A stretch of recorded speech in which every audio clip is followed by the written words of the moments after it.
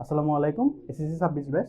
তোমরা যেহেতু জীবনের প্রথম বোর্ড পরীক্ষা দিতে যাচ্ছ, তো বোর্ড পরীক্ষার ক্ষেত্রে সবচেয়ে বেশি সময় নষ্ট হয় অথবা সবচেয়ে ভীতির কারণ হতে পারে ওএমআর পূরণ করা। তো আজকে আমরা দেখব কিভাবে সহজে এবং সতর্কতার সাথে ওএমআর পূরণ করতে হয়। চলো শুরু করি। এটা হলো আমার এইচএসসি এবং এসএসসির জন্য ওএমআর শিট। এটা আমার পরীক্ষার পেজের শুরুতেই থাকবে। এটা তিনটা পার্ট। প্রথমটা হলো পরীক্ষার্থীর অংশ এবং নিচের পার্টটা হলো পরীক্ষকের অংশ। এই নিচের পার্টের প্রতি আমার নজর দেওয়া দরকার নেই, আমরা উপরের পার্টটা ফিল আপের চেষ্টা করব। আজকে আমরা দেখব কিভাবে সতর্কতার সাথে এটা ফিল আপ করা যায়।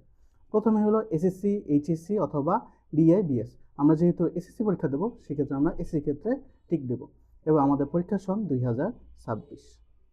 এরপর পরীক্ষা যেহেতু এসএসসি, তো আমরা ভালো একটা বল পেন দিয়ে এটা ফিল আপের চেষ্টা করবো শুরুতে। সো এসএসসি পূরণ করব। নেক্সট আমার যে রোল নাম্বার থাকবে ওটা আমি সুন্দরভাবে নির্ভুলভাবে লেখার চেষ্টা করব। ধরি আমার রোল নাম্বার 10 5 2 3 7। এখন আমি দুইটা কাজ করতে পারি। আমি যদি আমার অ্যাটেনশন ধরে রাখতে পারি তাহলে আমি এইটা দিয়েই পড়ানোর চেষ্টা করব। আর আমি যদি ভয় পাই, যেহেতু আমাদের প্রথম পরীক্ষা, তাহলে আমি একটা পেন্সিল সাথে রাখবো। পেন্সিল সাথে রাখার পর আমি এক বরাবর পেন্সিল দিয়ে একটা ফোঁটা দেবো, জিরো বরাবর ফোঁটা দেবো, এভাবে আমি চিহ্নিত করে রাখবো। শেষে কলম দিয়ে আমি এটা পূরণ করে দেবো। আর আমি যদি মনে রাখতে পারি তাহলে আমার দরকার নেই, আমি কলম দিয়ে এটা শেষ করব। সেক্ষেত্রে আমার প্রথম হলো 1, সেখানে আমরা 1টা ফিল আপ করতেছি এবং এটা খেয়াল করতে হবে যাতে পুরোটাই বল পেন দিয়ে ফিল আপ হয়ে যায়, কোনো জায়গায় যাতে ফাঁকা না থাকে। এরপর 0 ক্ষেত্রে আমরা 0 ফিল আপ করবো। 5 আমার এই নিচের দিকে 5। 2, দেন 3, এরপর 7। সো আমার রোল নাম্বার ফিল আপ করা শেষ। নেক্সট আমার রেজিস্ট্রেশন নাম্বার। আমি ধরলাম আমার রেজিস্ট্রেশন নাম্বার 10 13 25 300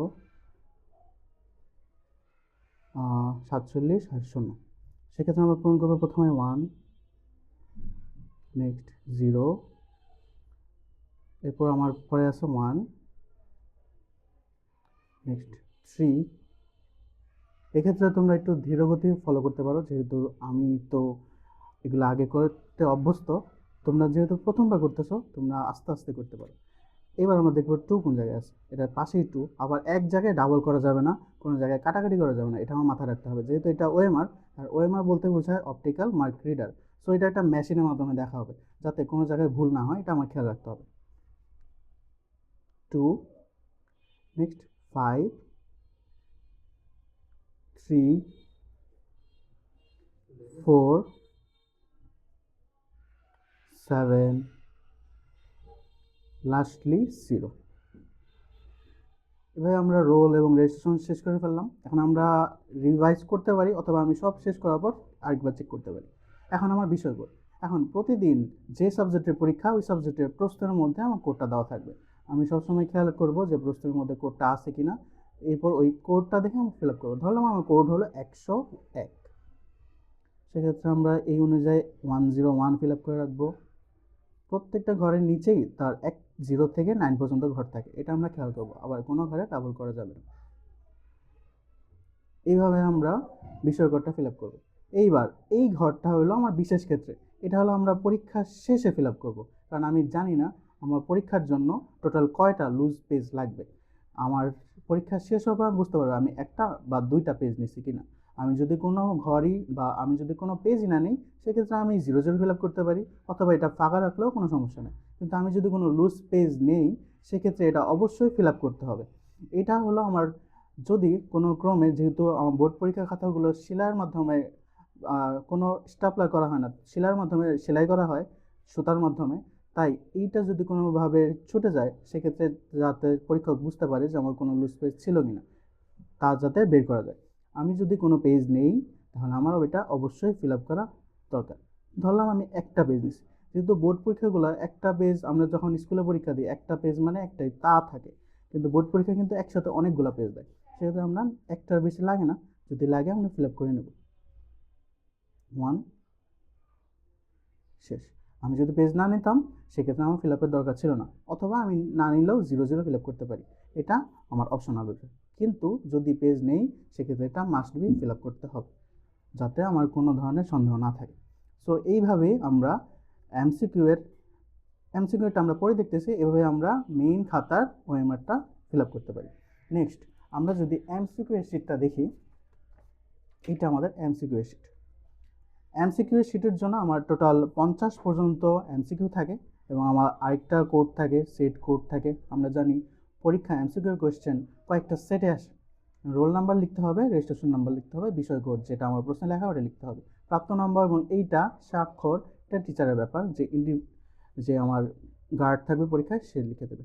তো আমার আবার পরীক্ষার নাম এসএসসি পরীক্ষা 2026, রোল নাম্বার আমি নিজের মতো করে দিতেছি। এখন তোমরা তোমাদেরটা দিয়ে পরীক্ষা শেষ করে আসবে। তো তাহলে 105 6, এরপর আসে 8 নিচের দিকে, এরপর 0। সেট কোড আমি ধরলাম আমার সেট কোড গ আসছে, সেক্ষেত্রে আমি এখানে লিখবো গ। আমার সবচেয়ে ইম্পর্টেন্ট বিষয় হলো এই মার্কসগুলো যে আমি ঠিকমতো ফিল আপ করছি কিনা। আমি এই জায়গায় অবশ্যই কাটাকাটি না করার সর্বোচ্চ চেষ্টা করব। আর আমার যদি কাটাকাটি হয়ে যাও, সেক্ষেত্রে আমার পরীক্ষা হলে যে গার্ড থাকবে, যে টিচার থাকবে, তার সাহায্য নিয়ে আমরা এটা চেঞ্জ করে নেব, যদি চেঞ্জ করা যায়। কিন্তু এই জায়গায় কাটাকাটি হলে নর্মালি চেষ্টা করব কোনো জায়গায় যাতে কাটাকাটি না হয়। কিন্তু যখন আমি এই বল পেন দ্বারা ফিল আপ করবো, এইটা আমরা সর্বোচ্চভাবে চেষ্টা করব যাতে এটা পরিষ্কার থাকে এবং হাতটাও যাতে পরিষ্কার থাকে, কোনো রকম যাতে কালি এটার উপর না পড়ে। গ একইভাবে আমরা রেজিস্ট্রেশন নাম্বার ফিল আপ করবো। ধরো 1 7 8 9 3 4 2 7 5 6, প্রতি ঘরের নিচে নাম্বারগুলো আমরা বলপেন দিয়ে ফিল আপ করে নেব এবং এটা পারফেক্টলি করতে হবে, কোনো গ্যাপ থাকা যাবে না।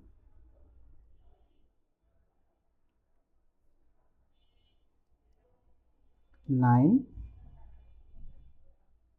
এরপর 3 4 2 7 5 6 শেষ। এটা আমার একটা র্যান্ডম রেজিস্ট্রেশন নাম্বার, এই অনুযায়ী আমি ফিল আপ করছি। এই জায়গায় প্রত্যেকটা ঘর আমি চেক করতে পারি যে এই জায়গায় আমি রোল নাম্বার যেটা লিখছি আমি 1, এই বরাবর চেক করবো যে 1 আছে কিনা, 0 আছে কিনা, 5 আছে কিনা, 6 আছে কিনা, 8 আছে কিনা, 0 আছে কিনা। টোটাল সংখ্যা 6টা, আমি এটা গুনতে পারি 1 2 3 4 5 6টা, ঠিক আছে। কোড ঠিক আছে। এভাবে আমি প্রত্যেকটা কোড চেক করবো। বিষয় কোড আমার প্রশ্নে দেওয়া থাকবে, ওই জায়গায় ওইটা দেখে ফিল আপ করে।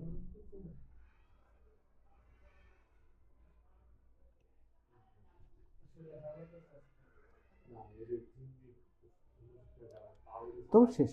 এভাবে আমরা এমসিকিউ এবং আমার মেইন খাতার ওএমআর ফিল আপ করবো এবং ফিল আপের ক্ষেত্রে অবশ্যই খেয়াল রাখবো যাতে কাটাকাটি না হয় এবং টোটাল সবগুলো ফিল আপের পর আমি এটা আবার চেক দেবো যাতে আমার পরবর্তী যায় পরীক্ষা শেষে যাতে ধরা না পড়ে, আগেই যাতে ধরা পড়ে এবং আমি এটা সমাধান করতে পারি যদি কোনো প্রকার ভুল হয়ে যায়। আর যদি কোনো প্রকার ভুল না হয় তাহলে আর সমস্যা নেই। যেহেতু আমরা প্রথমবারের মতো পরীক্ষা দিতে যেতেছি, এই জন্য এই ঘরগুলো ফিল আপ আমার জন্য অনেক গুরুত্বপূর্ণ। না হলে আমার এমন হতে পারে অনেক ভালো পরীক্ষা দেওয়ার পরও রেজাল্টটা আসে নাই। এটার কারণ, সবচেয়ে দুর্ভাগ্যজনক কারণ হতে পারে ওএমআর ভুল পূরণ করা। তো আমরা এটা যথাযথভাবে পূরণ করার চেষ্টা করব। ধন্যবাদ।